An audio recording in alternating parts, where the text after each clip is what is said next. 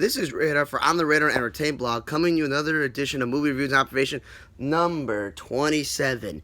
Let's recap because we've been in a new month of October.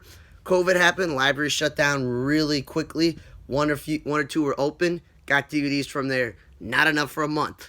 Then used the legal sites like Hoopla, Canopy, and a few movies on Netflix, which turned into a website called Gujara or some other sites when it wasn't working. Then the library opened up in terms of you can request movies and you can pick them up from the bookmobile, and that's what it turned to.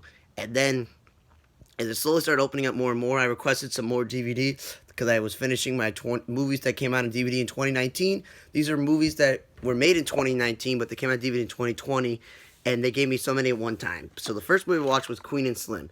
Now, it was a very thought-provocative movie about, how cops deal with, African Americans, how they just immediately pull out a gun or treat them horribly and whatnot. And that's basically the movie, is the actor Daniel Kaluuya from, Black Panther and Get Out and whatnot. He's pulled over at a traffic stop because the girl on his date takes his phone and he swerves his car around. And the guy tells him to get out of the car and pulls out a gun on him. And, of course, the girl's like, I'm a lawyer. What are you doing? And, of course, the cop, thinks there's something wrong going on. So he shoots one of them. Then it turned into a struggle and blah, blah, blah, blah. And a cop is shot and they're on the run. And the whole movie is that them on the run. People say, do we agree with what they did or what they not did? They meet people along the way that either help them or want to turn them in. And it's like 2 hour plus movie, and I'm just like, you know what? If it maybe was an hour and 45 minutes, an hour 50, may have gotten the same point. There's a lot of unneeded scenes. It was interesting. Flea playing an old middle-aged man with a mustache who was trying to take them in, but his wife was not having it and stuff like that. And yeah, overall, it wasn't a bad movie. It just, when you got to sit through a 2 hour drama, there's got to be stuff happening. It was okay. It wasn't one of the best movies, but based on the times that we're in now and the racial injustice happening, it was a good time for this movie to come out, Queen and Slim. Next movie I watched was The Way Back with The Way Back with Ben Affleck. He's both this high school basketball star who just gave up on his dreams of being a basketball player, and he goes through a lot with his ex-wife, and they gotta deal with a lot of his other baggage and his siblings. Michaela Watkins plays like his sister, so it's nice to see her. She's in Unicorn. She's from SNL. And he goes to, I guess, a Catholic school where they need a new basketball coach, and they hire him. They want to hire him, and he's like, do I really want to do it? Then he does it, and then he finally, realizes you need to stop being an alcoholic, need to make better relationships, be there for the team, and, of course, it's one of those typical sports cliche movies. They're really bad. Nobody tries out. They got to have JV players on the team. They got, a football player on the team who doesn't really know much about basketball, all the other stuff. And they start to believe in his philosophies. And they're winning. And they made the playoffs, the first time. Blah, blah, blah. And they're doing really, really well. But the movie self-sabotages itself with all of his personal life. And it doesn't really show them winning a lot of games in the playoffs, championship game, things like that. And I'm just sitting there it would have been nice to see all the sporting events, all the moments that happen in sporting thing. But of course, this movie is really about Ben Affleck's performance and what he's doing. But it would be nice if they just showed championship game, more playoff games, because it doesn't really show it. You hear it, but you're just yeah. So it's just I feel like if they showed more about the team itself and all the players and less about him, it may have been a great basketball movie. But it was pretty good because they throw in cancer, and they throw in a friend whose kid has cancer, and it's just okay, we get it. He's an alcoholic. He gave up basketball. He's separated, going to be divorced. He lost a kid. All this extra things that it's okay, we get it. But it doesn't really help to tell about the school and him going thing. I know it's The Way Back is about him being way back to being, semblance. But then, of course, a lot of movies, there's the downhill part where he just sabotages himself. And it's just okay, get it. Not that long. It was a pretty good movie. Did a great job with it. There's just, missing some elements to it. And then I was watching Bad Boys for Life. Now, they probably should have made a third movie a couple of years after the second one, and then called this one Bad Boys for Life number 4. Because a lot of time it's taken place, and it's similar to Lethal Weapon, where Martin Lawrence's character just wants to retire. He's like, I'm done. I got a grandchild. I know I need to retire. Will Smith has like been a bachelor pretty much his whole life, and he's like, nah, I want to continue doing it. He had his chance with his female detective they worked with before, and I like how in the movie they had Vanessa and Hudgens in there, but it had her like badass with like a cornrows and other stuff, and she can't really pull that off. She's not, that's not her culture. And then they had Reggie from Riverdale. That was cool. Then they had like a tech guy who's really buff. It was pretty interesting, the cast. And they decided, you know what? Let's make a plot where somebody's trying to kill Will Smith and other people, and they got to figure out why. Then there's this whole backstory of Will Smith and how he became who he is and a detective and things like that. And it was cool, interesting to dive into his past with that backstory and have it come creeping back in this one.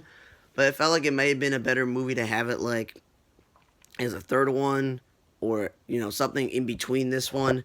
And but overall, and basically, it's got typical action. They filmed a lot of scenes in Miami, and they went down to Mexico, all these other things. So it was a pretty good movie. A lot of action, a lot of funny humor back and forth between the two of them. Fast cars, all this stuff. So overall, it fits into the rest of the franchise, but they took way too long off between making a second and a third one. That just too much time has passed. So it's just like, I really feel like Will Smith can't be like running around doing all that stuff realistically. And Martin Lawrence also is like older than him. He's a lot fatter. All these things. So it's like, there should have been a third movie, and this should have been like the fourth one just to end it all. I really don't know if they're gonna make a fourth one. The way that this one ended, there's kind of some lead in there, so it's pretty good. I don't want to give away the plot or anything because I really, really enjoyed the movie. But yeah, definitely watch Bad Boys for Life. Then I watched Think Like a Dog. It's a children's movie. Josh Duhamel, Megan Fox. They took two actors who are considered good looking, and let's have him have a kid who's like not popular, really smart, and he does technology and stuff, and they have a dog. So basically, the kid makes the technology where you can read people's thoughts, and you can then do an experiment with this kid in China that he's friends with. He's able to read the thoughts of his dog. But then they have Kumail Nanjiani from, Kumail Nayar, from the Big Bang Theory Barrage, play this tech genius who comes to town, and everybody likes him. This kid is wants to be like him. And for a 90-something minute movie, it wasn't bad. It was a kid's movie. It was 80-something minutes. But then, there's all the pitfalls of being a teenager in the movie, where he likes this girl. He's got issues making friends. But then, things start to work out in his life because the dog is telling him, live a happy life. Dogs are always happy. Typical cliche, things are not great at home. The father used to be a soccer star, all these other things. And by listening to a dog, Think Like a Dog, the whole point is to improve his home life and his social life, all these other things. But then, like some of these movies that are outrageous, there's like a bad guy, and the dog and him got to save the day from the world and all the other stuff. And they have like FBI agents or government agents, and Brian Callen, the stand-up comedian's in there. And I'm like, I've seen him before. Then the woman from New Amsterdam who plays Dr. Bloom, she's in there. So, I had some good cast. It wasn't that long. It was like typical kids humor, really hard to believe some of the plot. But overall, it's a good movie. You should watch it with your kids. Then I watched The Photograph, and I'm like, okay. It's got Lakeith Stanfield from Atlanta. I've seen him in other movies. Thanks to Atlanta, him and Brian Tyrese Henry. And this woman who you saw in The Joker and like Deadpool. They all get all these things. So it's nice to see him that he's like the lead actor. Because a lot of movies, he's just playing one of the characters, not like the lead guy. And Issa Rae, I've seen her in like the movie where her boss turned into a kid, all this other stuff. Or she's just playing like the supporting role in a movie. She's not like the main thing. And it was like, the only issue is like there's a love story between them, but they really aren't, not really the best job of showing the love story, because it's he's a journalist. He goes after something, meets her, but then he's got to deal with his own problems, and then he's got the people in that world, and then it's somehow got all these connections to the girl having a long-lost father that's not her father. Courtney B. Vance in the movie, he's a good actor. It was nice to see Chelsea Peretti from Brooklyn Nine-Nine in the movie, but it was kind of random. She's like the only white person in the whole entire movie, and she's his boss. Rel Howery plays his brother, who's married with kids, and he's got funny lines, and it was an interesting romantic movie. but there was some like holes in the movie of like most romantic drama, and it's really it kind of just like forced the two of them together in a way to fit the plot of him going through this journey of trying to write this article, but her going through this story of her mother passed away and didn't tell anybody, and figuring out her mother. So they kind of like each have their own problems, and let's just throw them together into a romantic relationship. So that, because it has to do with like photos that were taken by her mother. So, they somehow made a connection. He's doing this story. She's a part of the story, but then it's really her story. So it was a little clunky all over the place. And, it was an hour and 40 minutes. It wasn't that long. But it's really, the only way to like save a script that has kind of loose holes in it is if the two lead actors, which they both did a very good job. So like they did a good job acting. I said you got Courtney B. Vance, you got Rel Howery, you got Chelsea Peretti. So a couple of the supporting cast members kind of helped with them to make this movie better than it probably would be if it was somebody else doing the movie. Then I watched The Call of the Wild because it's a book. They've remade it so many times and it had Harrison Ford. Obviously, I haven't read the book in years, so there's so much about what the dog did pre-Harrison Ford and what he did post-Harrison Ford. But for a 90-something minute movie that kids can watch as well, about a dog, I don't know if the dog was CGI or the other dog was CGI, but it's pretty good. A lot of adventure, obviously. Nothing inappropriate. Dan Stevens played a jerk in the movie, which I didn't like. Omar Sy did a very good job in the movie.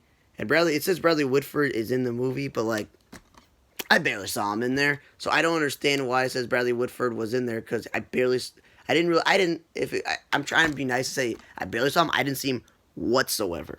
But yeah, watch Call of the Wild. Not too long. Good adventure movie with dogs. Kids will like it. Harrison Ford, good job.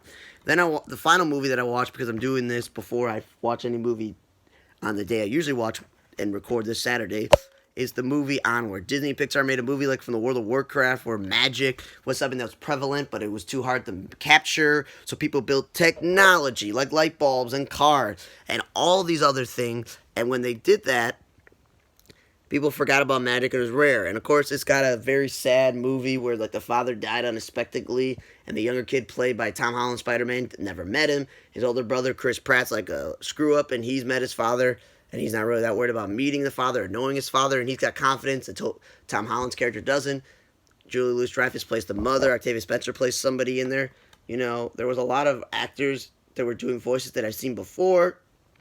They got all these magical creatures. Maybe they'll make a franchise out of it about other characters or continuing the story. But it's really a story about like adventure, believing in yourself, realizing even though you never met your father, you have a lot of good things in your life. And you really, it's a story about two brothers getting along. It was clever. It was interesting. It was like an original idea. It wasn't like they stole something and remade it. So yeah, you should watch Disney Pixar's Onward, because for me, when a movie's like 90-something minutes, it's animated, it's a children's movie, it's got a good messages and plots and lessons. Of all ages can watch it, enjoy it. Famous voice cast. And it made me sad to cry a bit in the movie. It was pretty good.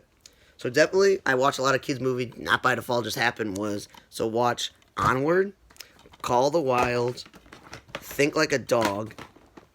Those are like the kids' movies. The really serious dramas, Queen and Slim, watch it if you want to really sit there through 2 hours of racial injustice. Photograph, medium length, romantic drama that kind of is loosely put together. Bad Boys for Life for action, comedy, and adventure, and the great comedy duo of Martin Lawrence and Will Smith was really good. And then if you want to watch a cliche sports movie of Ben Affleck really carrying the movie because they make it all about him and not about the team, watch The Way Back. So this week overall, I didn't really sit through a lot of crappy movies. I sat through a few, plot holes in a couple of movies, but overall it's pretty good. Thank you for listening to another edition of Movie Reviews and Observation number 27. For On the Radar Entertainment Blog, I'm Radar. See you guys next time.